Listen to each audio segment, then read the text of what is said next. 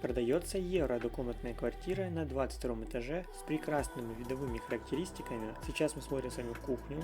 Квартира продается с мебелью и техникой. Площадь квартиры составляет 38 квадратных метров. Сейчас мы переходим с вами в спальню комнату. Она изолированная. Посмотрите, какие здесь панорамные окна.